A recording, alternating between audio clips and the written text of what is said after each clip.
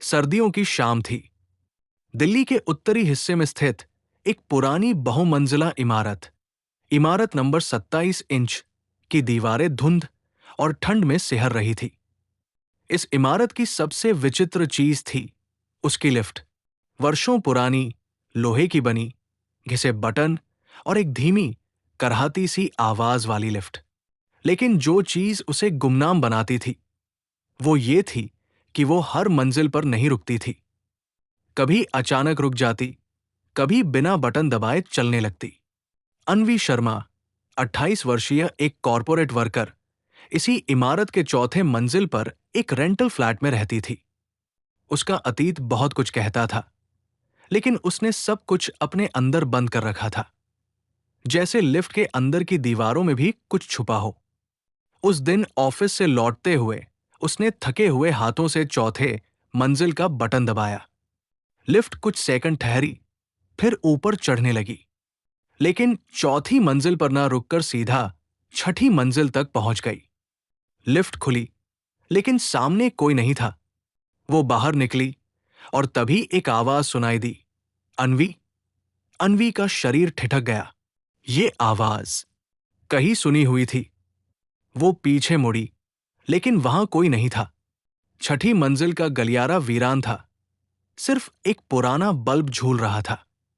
उसने वापस लिफ्ट का बटन दबाया, लेकिन लिफ्ट नीचे चली गई। अब वो अटक गई थी।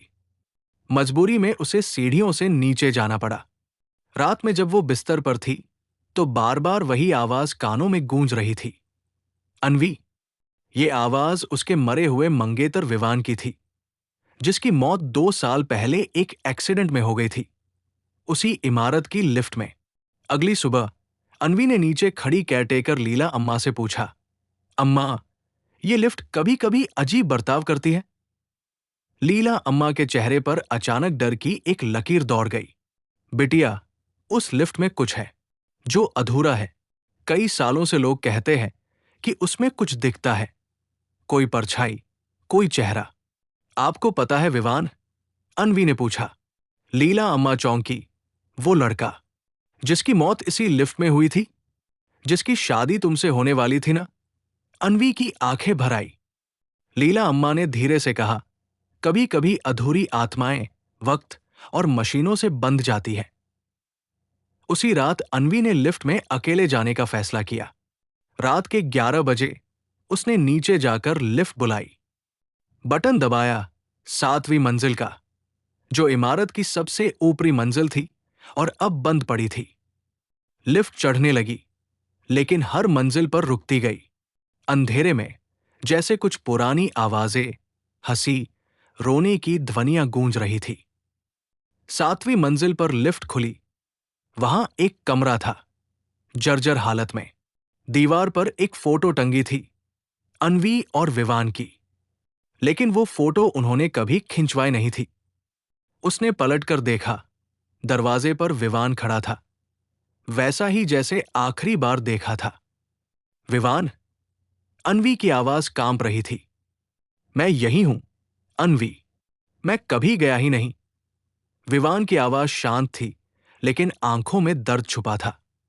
अन्वी कुछ कदम पीछे हटी, लेकिन विवान ने आगे बढ़कर कहा, मुझे उस दिन बचाया जा सकता था, लेकिन किसी ने लिफ्ट के ब्रेक से छेड़छाड़ की थी। अन्वी की सांस रुक गई। क्या? तुम्हें याद है मेरी कंपनी का वो प्रोजेक्ट जिसमें भ्रष्टाचार के खिलाफ मैंने आवाज उठाई थी? शायद ये उसी का नतीजा था। अन्वी फर्श पर बैठ गई। उसकी आंखों से आंसू बहने लगे। लिफ्ट की खामोशी में सिर्फ उसकी रुलाई गूंज रही थी। अगले दिन अन्वी ने विवान की पुरानी फाइलें खंगालनी शुरू की। उसने देखा कि उसके लैपटॉप में एक फोल्डर था, एलिवेटर अंडरस्कोर ट्रूथ, लेकिन वो पासवर्ड प्रोटेक्टेड था। वो कंपनी के पुराने आईटी हेड मृदुल से मिली। मृदुल बहुत घबराया हुआ था। उसने कहा, उस प्रोजेक्ट में बड़े नाम शामिल थे, मैं कुछ नहीं जानता। लेकिन रात को मृदुल ने अन्वी को एक पेन ड्राइव भिजवाई, जिसमें एक वीडियो था, जिसमें लिफ्ट के ब्रेक सिस्टम में कोई कुछ छेड़छाड़ कर रहा था। चेहरा धुंधला था, लेकिन उसके हाथ में एक घड़ी थी। वही घड़ी जो आज भी उस इमारत के वॉचमैन हरीश के हाथ में थी। अन्वी अगली सुबह सबसे पहले बिल्डिंग की सुरक्षा केबिन में पहुंची। हरीश, वॉचमैन, अपने पुराने से रेडियो पर पुराने गीत सुन रहा था। उसने चाय का एक घूंट लिया और अन्वी की ओर मुस्कराया। मैडम, इतनी सुबह सुबह, सब ठीक? अन्वी की नजरें उसकी कलाई पर थी। वही काले रंग की घड़ी, वही डिजाइन जो वीडियो में दिखी थी। हरीश, ये घड़ी बहुत सुंदर है, कहां से ली? हरीश कुछ पलों तक शांत रहा, फिर बोला, गिफ्ट मिली थी। बहुत पहले एक साहब ने दी थी, जिनका नाम अब लेना ठीक नहीं। अन्वी समझ गई, वो घड़ी सिर्फ गिफ्ट नहीं, बल्कि चुप्पी की कीमत थी। रात को फिर लिफ्ट में कुछ हुआ। अन्वी ने जैसे ही बटन दबाया, लाइट्स बुझ गईं और लिफ्ट अचानक नीचे गिरने लगी। वो चीख पड़ी, लेकिन गिरते ही लिफ्ट रुक गई और दरवाजा खुला। सामने अंधेरा था, लेकिन एक छाया खड़ी थी। विवान की। उसने धीरे से कहा, तू जितना सच के करीब जाएगी, खतरा उतना बढ़ेगा। अब तू बस एक इंसान नहीं रही, इस लिफ्ट से जुड़ चुकी है। अन्वी रो पड़ी। उसने कहा, विवान, मैं तुम्हें न्याय दिलाकर रहूंगी। अगली रात अन्वी ने लिफ्ट में बैठकर वो वीडियो पेन ड्राइव अपने साथ रखी।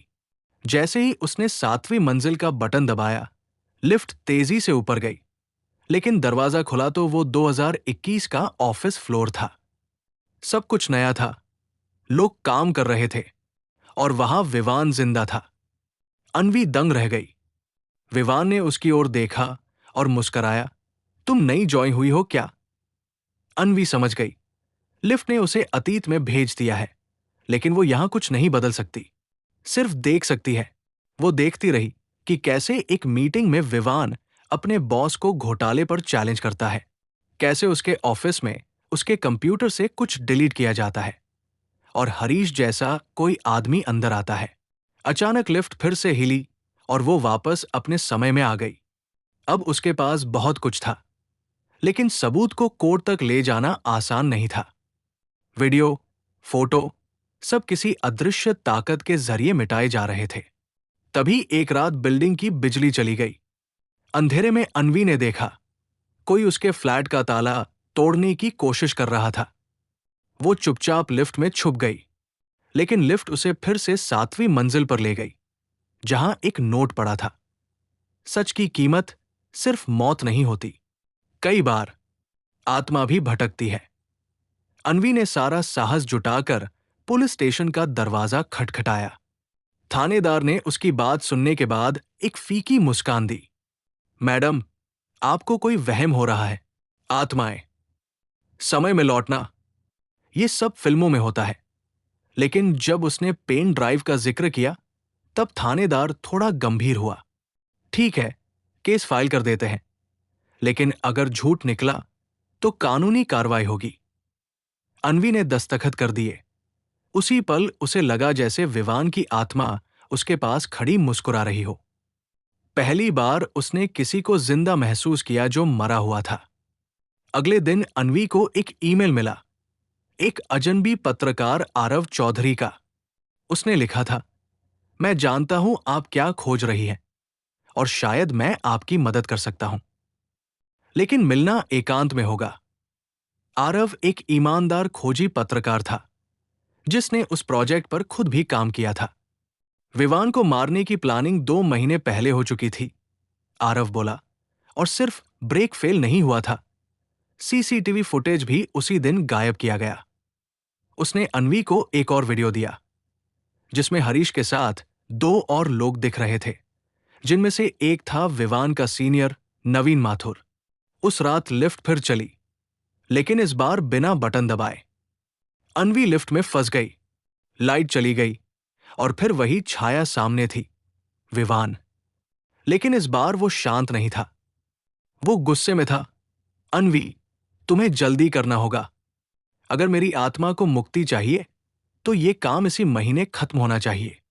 हर साल की 21 दिसंबर को ये लिफ्ट समय की सीमा तोड़ सकती है। वही दिन था जब मैं मरा था। अन्वी ने कांपती आवाज में पूछा, मैं क्या करूं विवान? नवीन को सच्चाई के साथ उसी लिफ्ट में लाओ, 21 तारीख को। सच तभी सामने आएगा। आरव की मदद से अनवी ने नवीन को एक इंटरव्यू के बहाने इमारत बुलाया। हम आपकी उपलब्धियों पर डॉक्यूमेंट्री बना रहे हैं सर, थोड़ा वक्त चाहिए। नवीन राजी हो गया। अनवी ने लिफ्ट में उसे बिठाया और जैसे ही दरवाजा बंद हुआ, लिफ्ट ने खुद ब खुद ऊपर जाना शुरू किया। लेकिन मंजिल पर पहुंचने के बाद भी दरवाजा नहीं खुला। विवान की आत्मा सामने प्रकट हुई। नवीन चीख पड़ा, मुझे माफ कर दो, मैंने मजबूरी में किया, मैं नहीं चाहता था। अनवी ने रिकॉर्डिंग चालू कर रखी थी। सब कुछ कैमरे में कैद हो गया। 21 दिसंबर की रात अनवी ने सारा सबूत आरव के माध्यम से पुलिस और मीडिया को सौंपा। नवीन को गिरफ्तार किया गया। हरीश ने भी सब कबूल कर लिया। रात के 12 बजे अनवी लिफ्ट में चुपचाप खड़ी थी, फूलों की माला और एक दिया लेकर। विवान की आत्मा सामने आई। पहली बार उसकी आंखों में शांति थी। अब मैं जा सकता हूं। तुम्हारा प्यार, तुम्हारा साहस मुझे मुक्ति दे गया। अनवी, तुम्हारे साथ बिताया हर पल अमर रहेगा। एक हल्की रोशनी में वो गायब हो गया। लिफ्ट फिर रुकी और अब की बार उसमें सन्नाटा नहीं, शांति थी। इसी ही स्टोरी सुनने के लिए चैनल सब्सक्राइब करें।